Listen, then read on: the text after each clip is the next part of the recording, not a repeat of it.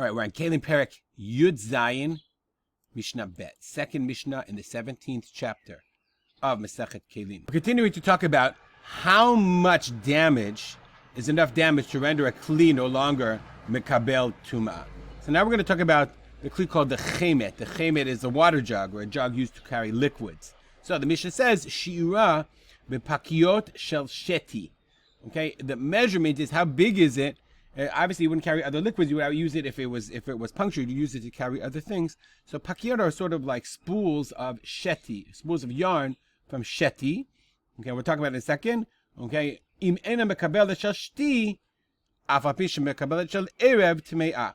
And I'm going to just translate the words. If it's not mekabel, if it can't hold the shti, the yarn of shti, okay, if it can be hold the yarn of erev, then it's tameh. Let's learn our terms. Let's go to Wikipedia to learn some weaving terms. So the weaving terms we're going to use are warp and weft.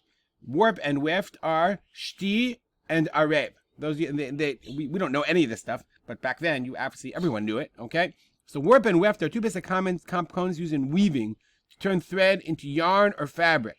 So the warp is the thin one, the weft is the thick one. The thin one had to be actually stronger than the thick one. It had to be finer filaments and had to be stronger because these strings were strung together in the tension.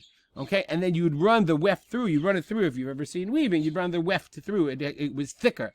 So the way it was, so the warp was thin, the weft was thick. So that's what we're saying. Shti is the thin one, that's the warp, and erev is the weft. So I always get those confused. That's why I said shti and erev, warp and weft. So now when we understand those terms, so the Mishnah seems to say that a chemet, okay, if the hole in the chemet, okay, it's shiur, the measurement of the hole is the size of pakiot shel sheti, the warp, meaning smaller balls of thread. Then the Mishnah says, im eina mekabelet shel shti, but if it can't hold the warp, af al pi shemekabelet shel erev, then even though it can hold erev, the weft, I mean, the size of the hole is so big that the smaller spools of thread, we'll see what I'm posing here, the smaller spools of thread, the warp threads do fall through, but the weft threads do not fall through. Okay, this is the chemet, this is the jug. They would make it out of an animal hide.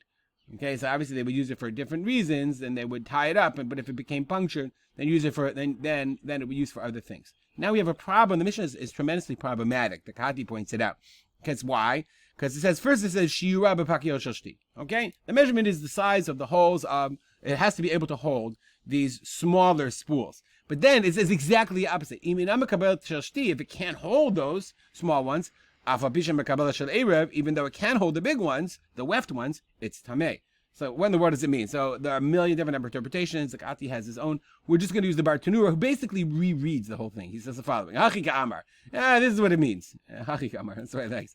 Afal pi she'ena mekabel shel shti, even though it cannot hold, the size of the hole is too big for the warp. Im mekabel shel erev, if it can hold the weft, tme'ah, it's tameh. Why? Sheshiura b'motzi shti, motzi erev. Excuse me, because the measurement, the size of the hole to make the chemet, the thing mekabel tuma, is erev, the size of the weft spool. Shehu gadol mimotzi shti, it's larger than the warp one. Okay, so that's what it means. So what do you do with shiura b'pakiot shel shti? No idea. It doesn't really mean that. It says even though. Okay, similarly, beit ke'arot are ka'ara is a plate. So if you have a basket that holds plates, she'eno mekabel ke'arot, but it's broken, so it can't hold the plates. Afal pi shemekabel et tamchuyin tameh. Again, this language is really weird. Afal pi. If it's mekabel tamchuyim, then it's tameh. Similarly, he says the same thing here. V'chein afal pi shemekabel tamchuyin tameh. What do you mean even though? Because kolomar afal pi, even though shenekev gadol she'ena mekabel et karot, the hole is so big that it can't hold the karot. Im mekabel et tamchuyim, because the tamchuyim are like big trays. Tamchuy is the communal plate. Shem gedolim min hakarot. It can hold trays. It can't hold plates. Adayin mikre chazi letashmisha. It's still called usable for its use. V'tameh, and it's still tameh. So even the beit karot, a plate basket that doesn't hold plates, even though it can't hold plates. Nonetheless, if it's Mekabel Tamchuyin, it can hold trays, Tameh. Beitari. Beitari is a kind of a chamber pot, but it's a stool pot. Sheno Mekabel Mashkin. Obviously, if a person would defecate in it, then it would hopefully hold liquid as well. So, Afapisha Ono Mekabel Etari. Tameh. Here again, you have language problems. It should mean the Bartunera says, okay, Afapisha Ono Mekabel. Again, it says even though it doesn't hold the liquid, if it holds the solids, it's Tameh. Okay, that's the thing. Rabban Gamliel says no, that's tahor. Why? Because if it can't hold liquid, when a person's not going to use it, you can't use it to defecate in. You would throw it away. All right, the language is clearly problematic. If you have there are other perushim, the Kati has other perushim, because basically what the Bartuner does is ignore the language and says, well, the point is X, Y, Z, which is not what you really want to do when you're learning a Mishnah. We'll stop here and dedicate our learning to the memory of my father, Rav Simcha ben Yitzchak Kalman. Make it a great day.